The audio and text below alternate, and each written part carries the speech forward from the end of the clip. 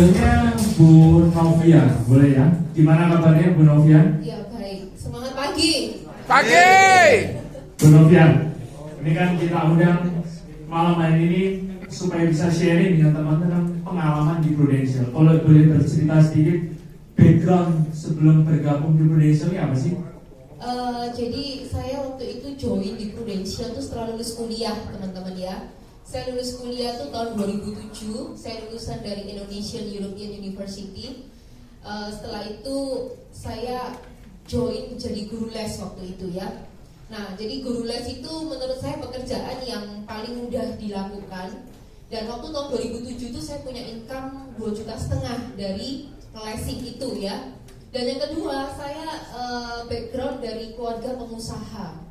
Jadi keluarga saya ini distributor sembako. Jadi saya juga jualan itu juga ya Pak ya, untuk bantu orang tua saya gitu. Okay. Jadi kesannya dorang lah, dodolan sembarang gitu teman-teman ya. Apa yang bisa dijual Pak gitu. Oke. Nah itu Jadi background saya. disampaikan 2007 penghasilannya 2,5 juta. Menurut saya di tahun itu Iya. kan cukup besar. Iya Terus besar. apa yang membuat Bu Novia tertarik gabung di bisnis ini? Ya oke. Jadi income dulu 2,5 juta. Kalau sekarang setara dengan income berapa teman-teman? Ada yang tahu? Kira-kira 3,8. Kira-kira kurang lebih sekitar 7 jutaan teman-teman ya, satu bulannya ya, 7 jutaan. Jadi kalau misalnya kita rata-rata itu kenaikan inflasi itu adalah 10% gitu ya setiap tahunnya, income tahun 2007 2,5 juta itu sama dengan kurang lebih sekitar 7 juta sebulan ya. Nah waktu saya ngelesin murid-murid, adik saya ini dia umur 18 tahun. Waktu itu saya umurnya sekitar 21 tahun kalau nggak salah ya. Nah jadi adik saya tanya gitu, Cik, kamu itu ngelesing begini tuh income-nya berapa sih? Kok aku mau suruh-suruh anter-anter, dia bilang gitu ya. Ya lumayan income-ku, kan aku fresh graduate, saya bilang gitu. Income-mu berapa? 2,5 juta gitu ya. Saya bangga dong, betul nggak? Kalau teman-teman sekarang lulus kuliah, income-nya 7 juta sebulan, bangga nggak teman-teman? Bangga. Pertama kali kerja loh, bangga kan ya? Tapi adik saya ini adik yang dahsyat teman-teman ya. Dia usianya 18 tahun gitu ya. Dia bilang, apa Cik? Income-mu 2,5 juta, dia bilang gitu ya. Makan apa kamu? Dia bilang kayak gitu ya. Waduh, waktu adik saya bilang kayak gitu tuh rasanya menusuknya tuh dari dada sampai ke pantat teman-teman ya. Jadi nusuk banget gitu ya.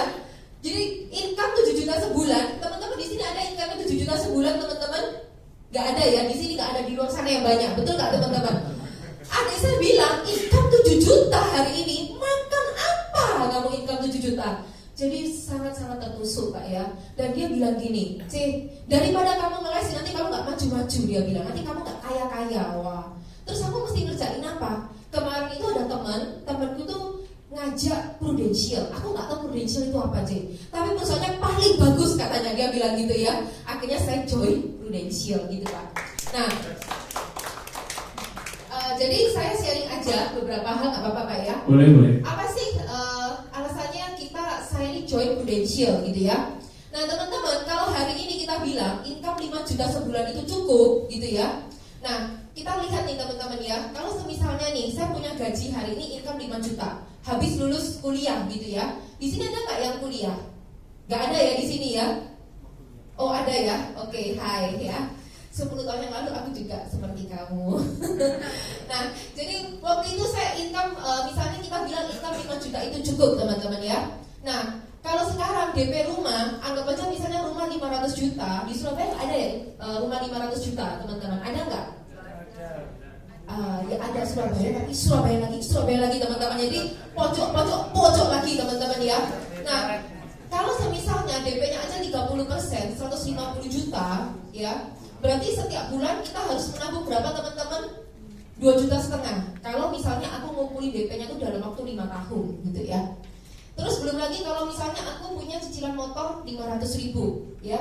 Hidup untuk makan satu hari kira-kira butuhnya berapa teman-teman? Berapa? Satu hari kalau kita makan paling murah berapa?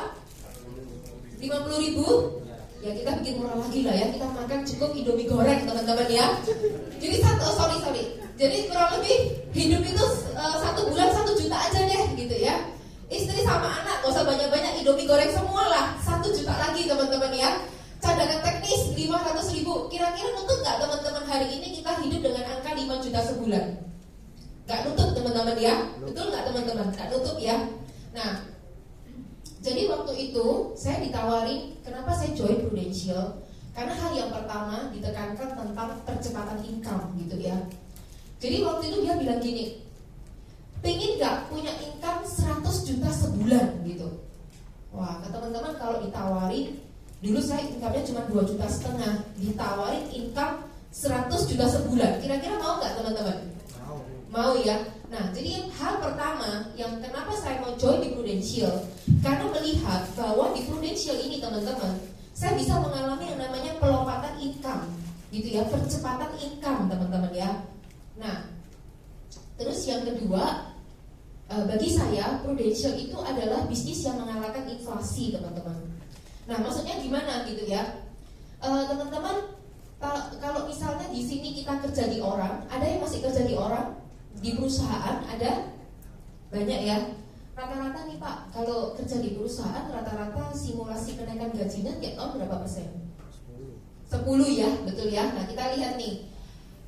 Kita misalnya punya gaji tahun pertama kali kita join itu 4 juta gaji kita ya. Simulasi kenaikan gaji kita tuh misalnya 10% Pak, gitu ya. Baru kalau saya kerja sampai tahun ke 2049, jadi berapa tahun lagi teman-teman kira-kira? 30 tahun lagi saya baru bisa punya income 76 juta loh. 30 tahun saya bekerja gitu ya. Dengan kenaikan simulasi gaji berapa teman-teman? 10%. Nah, pada kenyataannya teman-teman, nah teman-teman ibu-ibu di sini ya, saya mau tanya nih, tahu nggak harga beras? Enaknya gini aja Pak ya. Kayaknya salah posisi dari ini, nggak apa-apa ya. Harga beras di sini kurang lebih tahun 2012 itu sekitar 7.300 teman-teman ya. Ingat nggak harga beras tahun 2012? Nggak ingat ya? Apa-apa deh saya ingetin ya. 2019 teman-teman, harga beras di sini tuh jadi berapa? Kurang lebih 12 ribuan, betul nggak teman-teman? Jadi kenaikan inflasinya berapa teman-teman? Dari 7.300 ke 12.800. Hampir 50%, hampir 100%, betul teman-teman ya. Dalam waktu 5 tahun. Berarti 1 tahun itu bisa kenaikan inflasi berapa teman-teman? 15 sampai 20%. Sedangkan kalau aku pilih, aku kerja di perusahaan, kenaikan gajiku hanyalah 10% teman-teman. Jadi pendapatan saya bisa-bisa gimana teman-teman? Kalah dengan yang namanya inflasi teman-teman ya. Nah, harga ayam ya, ayam kwek-kwek ini teman-teman ya, tahun 2012 itu harganya 24,5 Pak, betul nggak ya Pak ya? Tahun 2019 itu harganya jadi 45.000 teman-teman. Jadi 100% dalam waktu 7 tahun kurang lebih ya. Nah, jadi teman-teman, kita lihat kalau kita hari ini bekerja, apakah pekerjaan kita ini bisa memberikan yang namanya persentase lebih tinggi daripada inflasi kita, gitu. Nah, terus yang ketiga, ini cepat aja teman-teman ya. Juga harga di rumah sakit teman-teman ya, biayanya ngeri banget. Dulu saya tahu di NH harga rumah sakit itu kurang lebih sekitar 3,5. Sekarang jadinya 4,5 juta. Itu yang VVIP. Naiknya itu kurang lebih sekitar 20% dalam waktu di bawah 2 tahun teman-teman ya. Jadi kita harus tahu inflasi kita itu di luaran lebih daripada 10%. Nah, ini saya cepat aja. Terus bagi saya, kenapa saya pilih Prudential gitu ya? Karena bagi saya bisnis ini gak ada resiko teman-teman. Nah, saya mau cerita teman-teman bahwa akhir-akhir ini banyak berita di luar sana teman-teman ya, yang mengatakan bahwa Giant aja tahun ini itu ditutup 6 gerai. Sekelas Giant loh teman-teman ya. Dan sudah 2 tahun itu dikatakan rugi gitu. Terus juga dikatakan Matahari ini dalam 2 tahun terakhir itu tutup 80 gerai. Ya. Jadi resiko bisnis ini luar biasa. Nah, saya juga punya cerita teman-teman ya. Orang tua saya adalah pebisnis. Dan dulu itu orang tua saya itu asetnya 20 titik aset teman-teman ya. Terus beliau hutang di perbankan gitu, hutang di perbankan. Dan ternyata ada salah penghitungan, salah nota, human errornya itu banyak teman-teman. Sehingga akhirnya kelihatannya setorannya kok kurang terus gitu. Loh, sudah nambah modal, tapi setorannya kurang. Akhirnya dimasukin satu aset ke bank gitu ya. Putar lagi, kurang modal lagi. Akhirnya masukin lagi satu aset. Dari 20 aset itu akhirnya sisa jadi 0 teman-teman. Bahkan menyisakan hutang di luaran juga. Nah, itulah maksudnya resiko kalau kita itu bisnis teman-teman ya. Tadi yang seperti dibilang oleh Pak David Lim, bahwa bisnis itu bagus, tapi juga resikonya itu besar teman-teman gitu. Nah, dan yang saya suka itu adalah bisnis ini tanpa modal. Saya pernah hitung teman-teman ya, punya teman saya, dia punya pabrik plastik. Untuk punya income hampir 100 juta sebulan, itu modalnya dia butuh 7 miliar. Jadi dia buat pabrik plastik teman-teman ya, tempatnya, tanahnya tok itu dia butuh 200 sampai 300 meter. Itu harganya kurang lebih sekitar 2M, itu 5 tahun yang lalu. Terus dia butuh bangunannya, dia bangun tuh pabriknya kan, dibangun kurang lebih dia butuh kurang lebih sekitar 3M. Jadi totalnya berapa teman-teman? Sudah 5M. Dia butuh mesin-mesinnya itu 1,5 miliar. Jadi berapa teman-teman totalnya? 6,5. Butuh untuk truk dan sebagainya kurang lebih 500 juta. Jadi totalnya adalah 7 miliar. Dia sudah 3 tahun dia bangun pabriknya. Saya tanya nih, omsetnya terakhir berapa? Nggak sampai 1 miliar. Keuntungannya berapa persentasenya? Kurang lebih adalah 30-40%. Jadi dia income-nya berapa teman-teman? 1 tahun 300-400 juta dalam 1 tahun. Sudah 3 tahun bekerja. Modalnya berapa teman-teman yang keluar? 7M. Nah tadi saya di BOP sama leader saya, kalau di Prudential bisa punya income berapa teman-teman? 100 juta sebulan tanpa modal. Nah itu Pak alasan saya kenapa saya pilih di bisnis ini gitu ya.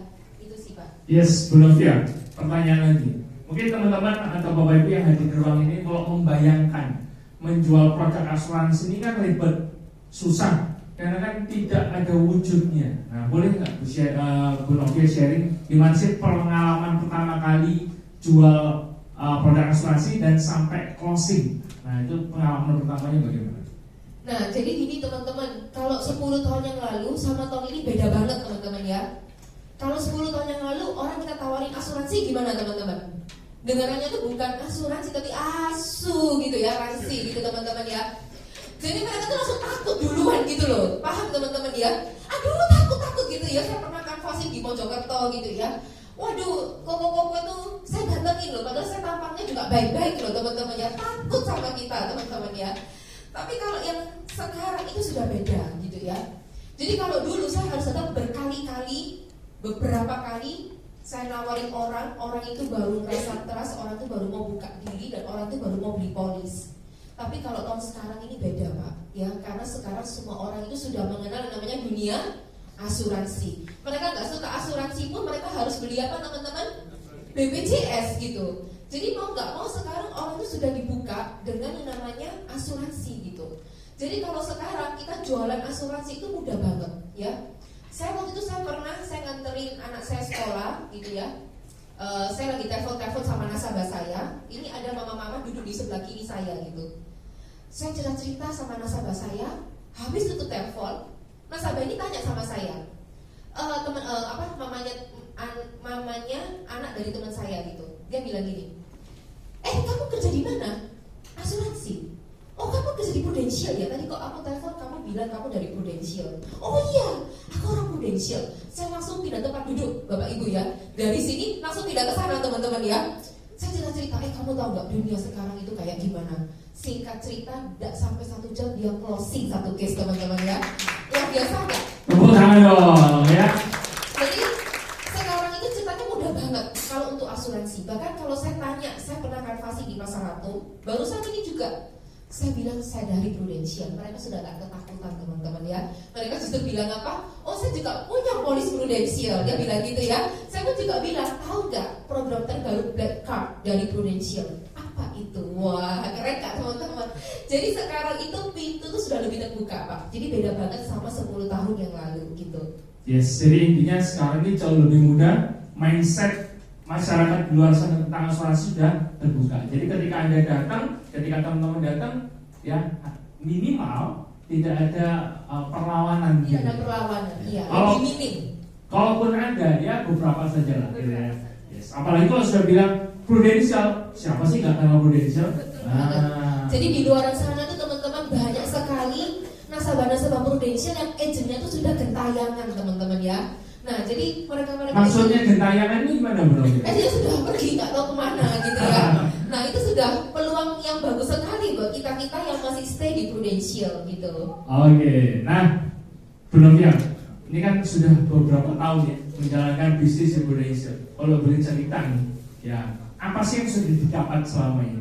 Mungkin aset atau apapun boleh di-sharing Oke. dan teman-teman ini. Oh ternyata kalau serius di bisnis ini ada hasilnya loh. Ya, saya terima kasih sama Tuhan ya, sama leader dan juga sama teman-teman prudensial gitu ya. Berkat dari teman-teman leader yang mendukung kami di sini gitu. Akhirnya saya yang pertama kali saya bisa punya waktu yang fleksibel sama anak saya. Gitu. Ini bagi saya hal yang sangat penting teman-teman ya. Karena bagi seorang wanita biasanya kalau sudah beranak pinak itu rasanya karir itu sudah kiamat teman-teman, betul nggak? Tapi di prudensial saya nggak rasain itu. Di prudensial saya meskipun mana-mana gitu teman-teman ya, tetap income itu tetap masuk terus tiap minggu gitu. Dan itu saya bisa punya waktu yang lebih fleksibel sama anak saya gitu ya. Nah ini teman-teman ya. Jadi sekedar info aja. Jadi saya join tahun 2007 sampai tahun 2019. Tapi tahun 2007 sampai tahun 2009 itu saya nggak fokus teman-teman. Jadi tahun 2010 sampai tahun 2015 sampai tahun 2014 itu saya fokus. 2015 sampai tahun 2018 itu saya itu the year of mana bagi saya gitu ya. Baru tahun ini saya betul-betul kerja. Jadi saya kerja 6 tahun di prudensial teman-teman. Saya dapatnya apa aja? Saya waktu menikah, puji Tuhan, itu semua dari biaya perusahaan teman-teman ya. Maksudnya prudensial yang membiayai pernikahan kami berdua gitu ya. Terus yang kedua, pergi ke luar negeri hampir tiap tahun. Dan juga punya apartemen yang sudah lunas, mobil juga sudah lunas. Tinggal satu rumah ini aja teman-teman ya yang masih cicil. Dan cicilan rumah saya itu juga di bawah 15% dari pendapatan kami berdua gitu. Nah pendapatannya berapa ya, mungkin ini sih yang bisa kami sharingkan sedikit ya. Ini PPH kami 1 bulan, dari bulan April, Agustus, September. Itu pendapatan kami berdua, saya sama suami saya gitu. Tepuk tangan dong ya. Teman-teman kelihatan ya angkanya ya. Nah, kalau bingung cari angkanya yang di kuning-kuningin itu loh, yang bawah itu ya. Tuh ya, bisa teman-teman bisa bayangkan ya, kira-kira kerja berapa tahun tadi niatnya dari yang 6 tahun, 6 tahun itu bisa menghasilkan income yang ada di depan ini. Jadi benar-benar waktu leader dulu bilang income 100 juta sebulan, ya puji Tuhan tahun ini kita rasain itu gitu. Oke. Bapak Ibu tertarik? Pengen sukses seperti Bu Novia? Pengen. Nah, ya jangan pengen aja gitu ya. Nah, Bu Novia, ya ini pertanyaan penutup. Tadi kan Bu Novia sudah cerita pengalamannya, terus ini juga di depannya juga ini hasilnya dari kerja kerasnya Bu Novia. Apa sih yang bisa disampaikan ke teman-teman Bapak Ibu yang hadir di sini supaya nggak usah pikir panjang-panjang, fokuskan ya, langsung istilahnya bisa jalan, bisa lari supaya apa? Goalsnya, impian teman-teman di sini itu bisa segera tercapai seperti yang dicontohkan Bu Novia. Katanya teman saya kemarin ya, dia bilang satu kata-kata yang menurut saya itu sangat powerful gitu. Kata-katanya gini, dari setiap keluarga itu selalu ada yang ditunjuk, minimal 1 orang untuk menjadi pemutus rantai kemiskinan di keluarganya. Nah, apakah itu adalah Anda dan saya? Dan kita sudah tahu bahwa bisnis prudensial ini yang bisa membawa Anda itu memiliki income ratusan juta sebulan tanpa resiko, tanpa modal gitu kan, dan bisa menjadi berkat untuk keluarga Anda dan saya. Nah, kalau sudah tahu begini, kenapa kita harus tunda gitu? Karena mungkin kesempatan itu nggak akan datang untuk yang kedua kalinya teman-teman, kayak gitu. Jadi sudah menunda uang 1,2 M itu untuk datang ke dalam kehidupan Bapak Ibu. Gitu. Itu aja menurut saya. Oke, tepuk tangan ya buat Bu Novia, luar biasa sekali. Terima kasih sharingnya, semoga bisa menginspirasi Anda semua yang hadir di ruangan ini. Terima kasih. Kami undang Pak